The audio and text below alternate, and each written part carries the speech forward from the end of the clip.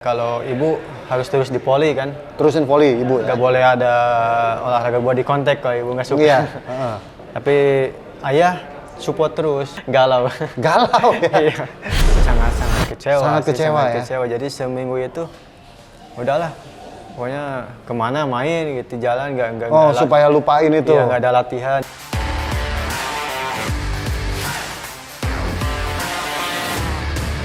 One Pride MMA Rising the Champion. Halo Sobat One Pride, saya Max Metino. Saya sudah kehadiran champion One Pride MMA di kelas bantam, yaitu Gugun Gusman ya. Apa kabar Gun? Sehat Prof, alhamdulillah. Sehat ya? Oke. Nah, kita langsung aja nih. Ceritain dong pengalaman pribadi, pengalaman hidup dari Gugun ya sebelum jadi fighter nih. Ya, apa aja yang dilakukan? Sebelum jadi fighter sih sempat jadi apa? Security. Oh, jadi security ya? Ya, jadi security juga. Terus sebelum itu juga kan sebelum jadi atlet, jadi fighter, jadi petarung, saya juga sempat jadi atlet poli. Atlet poli sempat mewakili daerah juga sih. Oh, jadi atlet? Ya, atlet poli. Atlet daerah ya? Poli Iya, daerah ya? Iya, poli. Itu sebelum menjadi security atau setelah? Sebelum ikut gulat juga. Oh gitu, jadi awalnya memang dari atlet. Dari Dia atlet. memang udah seneng olahraga ya? Iya, dari mana? Itu umur berapa waktu itu? Itu Jadi atlet di bidang olahraga voli itu? usia 5 tahun, Bro. Apa? 5 tahun. 5 tahun? Iya, 5 tahun. Oh 5 tahun udah latihan basket? Iya, Voli. Voli. Kemudian ikut Terus ada person SD eventnya? kan? SD? Mewakili Kabupaten Bandung. Umur berapa SD-nya? Biasanya 6 lah, 6 tahun. Umur 6? Iya. Umur 6 udah ikut voli? Iya. Memang seneng olahraga berarti? Oke, itu terus sampai kapan? Sampai masuk berhenti di poli langsung gulat sampai 2010. Oke, voli berhentinya di tahun? 2021. 2021. Di umur berapa waktu itu berhenti voli? 2001. Berarti di umur berapa itu waktu itu? Sekitar 11 tahunan lah. 11 tahun. Berarti sekitar 4 tahun, 5 tahun ya di voli ya. Voli. Oke, setelah itu langsung Langsung ke ke gulat. gulat. Kenapa waktu itu mutusin untuk pindah dari voli ke gulat? Soalnya kan di sana kurang ya, poli itu Voli itu kurang berkembang? Iya, kurang berkembang. Di Bandung? Iya, di daerah sendiri kan. Di daerah ya? Terus diajak, kebetulan guru olahraga itu masih saudara. Dan kebetulan juga pelatih gulat. Nah, diajaklah ke gulat. Nah, di situ mulai ada perkembangan ya sampai terakhir Porda 2010. Oke. Iya. Jadi memang begitu diajak gulat, nyobain, seneng? Seneng. Terus berat nggak meninggalin voli pada saat itu? Apakah ada perdebatan di antara keluarga atau perdebatan dalam diri sendiri waktu mau ninggalin dari voli ke gulat? Ada sih. Ada? Ya, kalau ibu harus terus di poli kan. Terusin voli ibu ya? Nggak boleh ada olahraga body contact kalau ibu nggak suka. Iya. Tapi ayah support terus. Support yang gulat? Support terus, soalnya kan di gulat itu jelas gitu prestasi ke depannya gitu. Oh, Nah, lah emang voli nggak jelas? Cuman kurang aja ya? Kurang di sana Karena persaingan. kurang ininya ya, Iya. jalur prestasinya di Iya, jalur prestasi. daerah itu waktu itu kurang? Kurang. Boleh tahu nggak kenapa kurang waktu di sana? Mungkin kalau peminat sih banyak, cuman mungkin Apa karena eventnya kurang? eventnya Eventnya kurang? Iya, udah waktu dulu kurang gitu. Oke, di gulat lebih menjanjikan? Ya, lebih menjanjikan. Nah, pada saat mengambil ke gulat, orang tua ibu gimana? Ibu nggak ngizinin. Nggak izinin ya? Tetap maunya di voli Iya, aja? voli Tapi atau sepak bola kalau orang tua ayah ngizinin, gitu. Izinin, jadi supportin. ngejalanin deh gulat ya? Di gulat. Terus abis itu ikut pertandingan pertama kali di gulat? Di kejuaraan itu apa? Jabar, kejurbar. Pada saat umur berapa tuh? Usia berapa? SMP. SMP umur sekitar 13 ya? Iyalah, 12 atau 13 Iya, ya? 13. Oke. Pada saat itu gimana hasilnya? Dapat perunggu. Langsung dapat perunggu? Iya, dapat perunggu. Setelah latihan selama berapa tahun waktu itu? 3 tahun. 3 tahun? 3 tahun. 3 tahun, itu rutin latihannya? Rutin. Jadi sehari latihan berapa kali?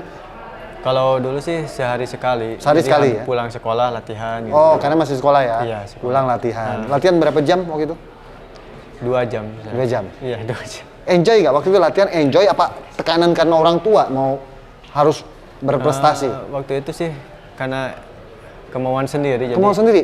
Jadi Ya. waktu di seorang orang tua tuh nggak ngeluh gitu?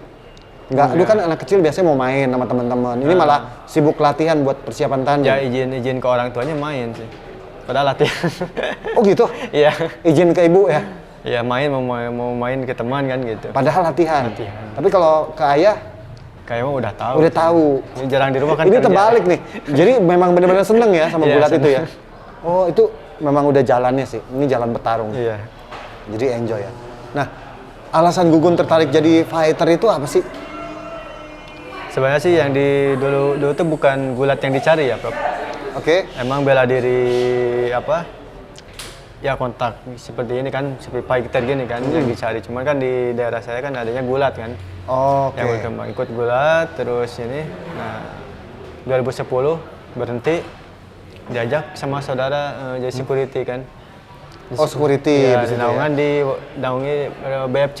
Oke. Nah, ketika itu kebetulan kan setiap security juga ada latihan, gitu, Ada latihan latihan. boxing Heeh. seperti itu. Nah, di situ mulai tertarik.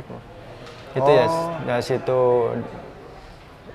setahun saya ikut terus latihan, ditawarin lah sama Pak Haji Edwin. Oke. Ditawarin jadi fighter MMA gitu kan. Oh. Ya udahlah Pak, nggak apa-apa lah nyoba gitu kan. Heeh. Nyoba waktu itu tuh ada seleksi kalau nggak salah di Kelapa Gading tuh seleksi One FC kalau nggak salah. Mana sih? Heeh. Iya. Main, nah di situ ada ketertarik kepuasan gitu. Di Oke, situ. iya, iya. Passion, semangat ya di situ Iya, ya. semua ada suasana baru. Oh, ginilah rasanya seperti ini. Jadi ada apa? Ada puas gitu. Semangat baru, Iya. kepuasan baru. Sesuatu di yang olahraga. dikejar ya. Iya. Oke. Nah, kemudian dari situ dulu sebelum jadi champion nih ya, Gugun ya. Iya. Itu waktu itu sempat memperebutkan sabuk ya lawan Yusuf Susilo. Oh iya. sih. Nah, pada saat itu akhirnya Gugun terkena diskualifikasi. Waktu terkena diskualifikasi, gimana perasaan Gugun waktu itu? Galau lah, bro. Apa? Galau. Galau ya? Iya. Wah, Bisa diceritakan nggak itu galaunya seperti apa? Ya, enggak Kecewa gitu ya? sangat kecewa. Sangat sih, kecewa sangat ya? kecewa. Jadi seminggu itu udahlah. Pokoknya kemana main gitu jalan nggak Oh, nggak supaya lupain itu. Iya, nggak ada latihan. Ya, ingat ini lagi aduh. Kenapa Iya, nggak iya. seperti ini? Kenapa nggak seperti gambling kan? Iya, iya, iya. Di seminggu itu full aja, nggak ada latihan. Nggak latihan ya, tapi karena galau itu ya. Kecewa, galau. Kecewa. Dari situ Gugun sendiri memetik apa dari kejadian itu? Dari Apa yang Gugun dapatkan gitu? intinya kesabaran sih, Prof. Kesabaran. Iya, kesabaran. Artinya apakah itu berarti Gugun pada saat bertanding sekarang lebih mengontrol diri Iya, atau seperti apa? Lebih mengontrol diri sih, Prof. Terus Lebih kontrol ya? di waktu itu juga kan ketika Gun kalah, yang kecewa bukan saya sendiri kan, Iya, terutama keluarga, istri, terusnya orang tua, terus apalagi pelatih kan, ya sungguh sangat kecewa. Nah di situ mengambil pelajaran, oh ini pelajaran saya yang benar-benar berharga gitu. Oke. Kan.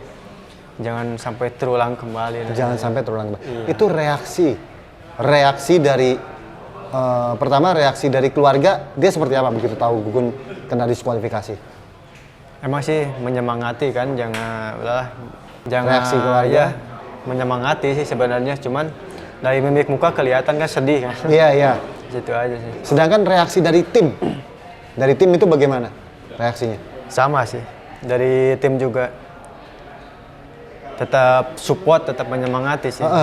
Cuman ya dari segi pembicaraan atau dari segi nyapa juga ya pastilah ada rasa apa, sedih lah, kecewa gitu. Iya. Ada nggak yang apa mencemooh atau yang menghina-hina dari kejadian itu? Oh, enggak. Nggak ada. Nggak ada. Maksudnya bukan keluarga, bukan tim, tapi dari orang luar, netizen lah, siapalah. Kalau netizen mah ada sih. Ada ya? Ada Apa netizen. omongan yang paling parah apa?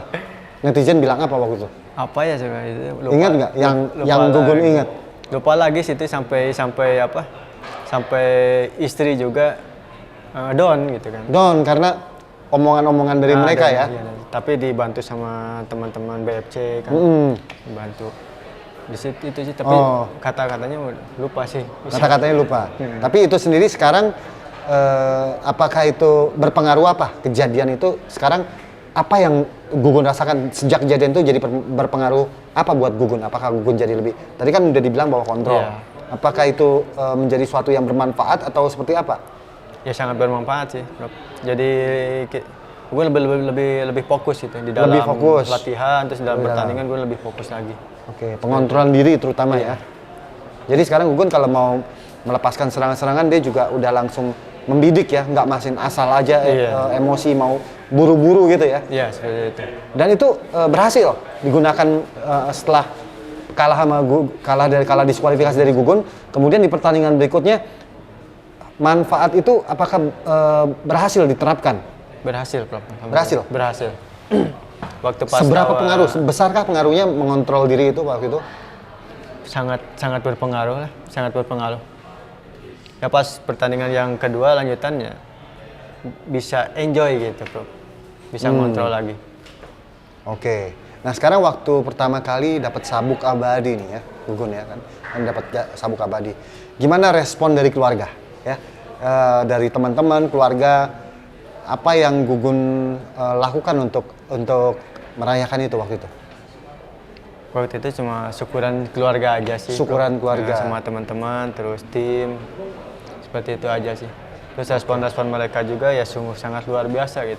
Gitu ya, sangat luar biasa iya. support ya. Mereka juga bangga gitu kan, bangga. Jadi bukan apa?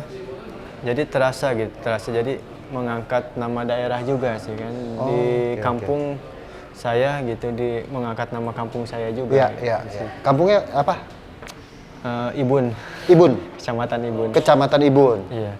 Kalau dari keluarga sendiri Gugun ada ini nggak riwayat orang tua itu olahragawan, atlet?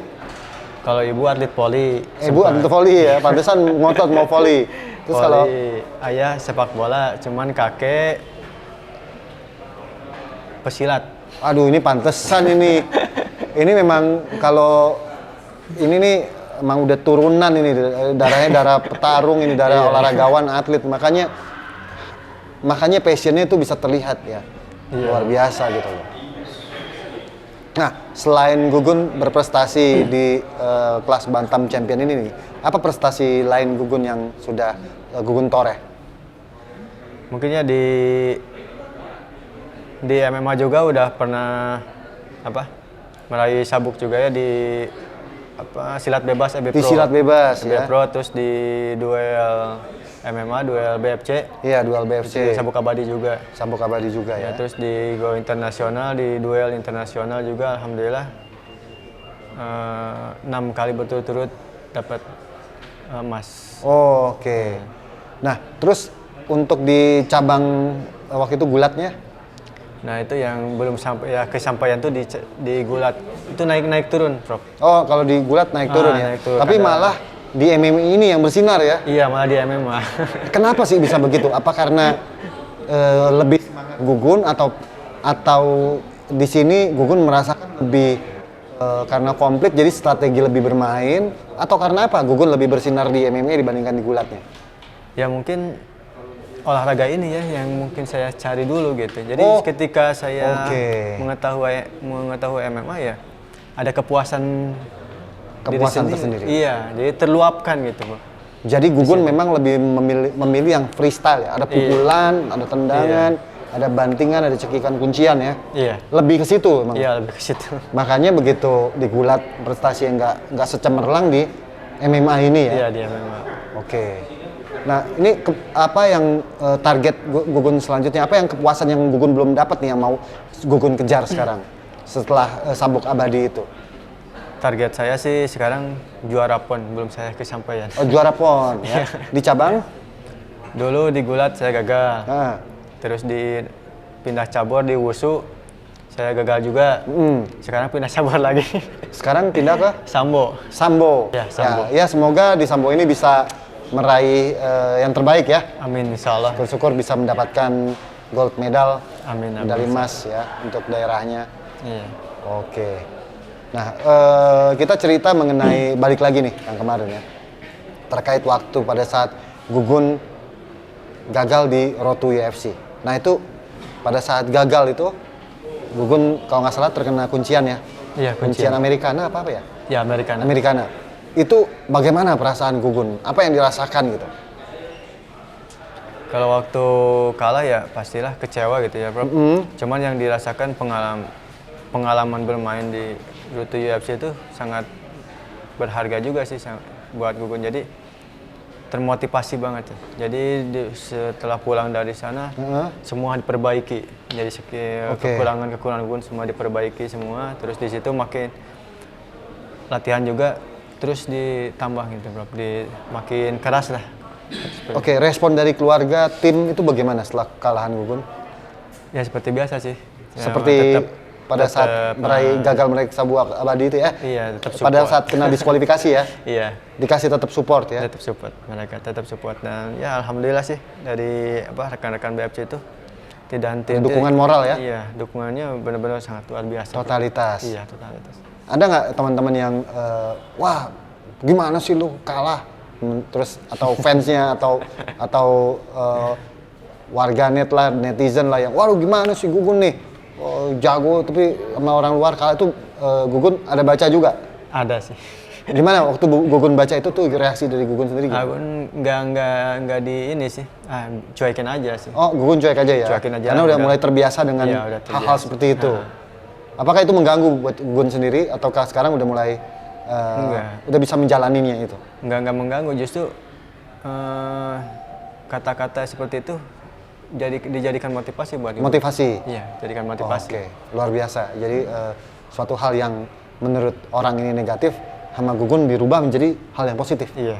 Dalam bentuk motivasi untuk diri sendiri ya? Iya.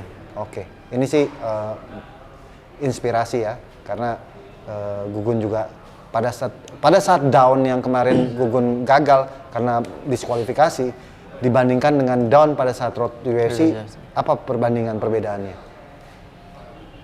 Ya perbedaan lebih waktu pertama kali yang downnya waktu perebutan sabuk pertama kali ya. Oh, mungkin itu ya sangat menargetkan gitu kan. Iya. Pertama kali langsung perebutan sabuk kan. Wah itu sangat dinanti-nanti kan sama tim, keluarga kan. Oke. Nah emang sih. Dirasa berat? Terasa berat. Cuman ketika Road to UFC emang itu juga merupakan target saya juga. Cuman flashback lagi ke pengalaman gitu, Prof. Oh, oke. Jadi lebih siap? Lebih siap gitu. Mental udah siap ya? Iya. Lebih imun. Mental juga lebih imun ya menghadapi kegagalan seperti ini. Karena kan kegagalan itu sebenarnya bukan kegagalan, tapi itu keberhasilan yang tertunda aja ya. Selalu jadikan motivasi sih betul. Sekarang. Jadi lebih daripada merenungi gitu kan. Ya. Nah, udahlah. Hilangkan lebih baik. Oke. Koreksi kekurangan saya seperti itu. Oke. Luar biasa. Nah, untuk sekarang ini apakah jadi fighter ini adalah jalan hidup lu nih untuk saat ini? Iya, untuk saat ini udah jadi jalan hidup saya jadi seorang fighter ini. Oke. Jadi untuk saat ini belum kepikiran yang lain tapi masih tetap fokus di jadi fighter. Kenapa sih kok lu mau jadi fighter? Kan fighter gebuk-gebukan, banting-bantingan, cekik-cekikan, tonjok-tonjokan. Nggak capek. Gugun. Capek sih ada. Tapi semangatnya lebih tinggi. Ya, lebih tinggi semangatnya. Kenapa? Emang kalau lu menang jadi juara, apa sih yang lu dapat? Apa yang lu rasain? Apakah lu lebih tertarik dengan uangnya? Apa lebih tertarik dengan apa yang lu capai? Kenapa? Bukan itu ya. Jadi apa ya? Dukungan. Jadi membuat ini keluarga bangga keluarga. Tapi kan bangga keluarga bisa dari volley, bisa dari olahraga. Ini berantem. Ini MMA ini paling parah loh. Ya kan? Rulesnya paling sedikit. Iya. Ya kan? No time di stop kalau ada yang kalah, ada yang menang. Ya mungkin dari ini sih. Mungkin ini udah jalannya sih, Bro. Udah jalannya. Udah jalannya. Maksudnya saya tuh kenapa yang dipilih MMA ini kan menurut orang ya MMA ini olahraga yang paling selain puncak dia juga paling brutal gitu loh, menurut orang. Soalnya gini, Kenapa milih ini gitu? Kalau begitu menang dapat prestasi, apa yang dirasakan sehingga maunya yang ini gitu loh? ya yang dikatakan saya tadi sih, emang ini sih olahraga yang saya cari gitu soalnya Oke, kan dari passion ya, semangat. dari apa? Ya waktu sekolah banyak dibully kan, banyak dibully dengan kondisi perekonomian keluarga kan, Oke. sama saudara atau apalah, sama teman-teman, terus di jalan banyak ya kurang lah apa menjaga diri, nggak bisa kan dengan terus ketemu MMA. Nah mungkin ini Ya, jadi terasa lebih terasa ya nyaman ininya, ya. semangatnya ya. Sambil diminum ya. ya Bapak. Oke, ya emang orang kalau udah semangat itu susah sih ya. Mau dikasih tahu sampai Z juga tetap aja ya, memang sukanya di situ. Iya. Nah, seandainya disuruh pilih nih, oke, dijadiin Gugun dibayar lebih dikit ya, lebih di atas dari ini memang. Tapi Gugun jangan jadi juara memang di juara di cabur lain, di olahraga misalkan bola atau tenis atau voli itu Gugun pilih mana? Misalkan dikasih lebih nih. Iya. Apakah Gugun tetap milih cabang MMA ini? Tetap di MMA. Tetap, walaupun dikasih lebih nih. Lebih 10%, 20% deh. Iya. Tapi Gugun nggak usah juara MMA, juara olahraga lain, cabur lain. Tetap di MMA. Oh, berarti memang sudah jalannya ya. Iya. Jadi petarung bela diri ya. Iya. Olahraga bela diri ya. Oke. Luar biasa sih. Memang ini adalah keluarga asalnya dari keluarga para atlet. Orang tuanya ada yang dari voli, ada yang dari cabur pencak silat ya. Iya. Sama tadi dari apa? Voli, pencak silat, Bola, orang tua sepak bola. nurun ke anaknya dan digulat dan juga di MMA ya, dan Termasuk berhasil di MMA. Juga beliau Pak Agus Nanang kan masih saudara sih. Sama siapa? Pak Agus Nanang gitu kan. Oh, Agus Nanang, masih saudara ya Masih ternyata saudara. ya. Oh, beliau selalu mendampingi Gugun ya. Iya. Sepanjang karir Gugun di MMA ini luar biasa. Untuk Agus Nanang juga Kang Haji Edwin yang Haji selalu Edwin. membimbing, membina BFC dan tim-tim MMA di Indonesia ya. Iya. Berkat beliau benar-benar sangat besar pengaruhnya ya untuk MMA di Bandung ya. Oke, luar biasa Gugun.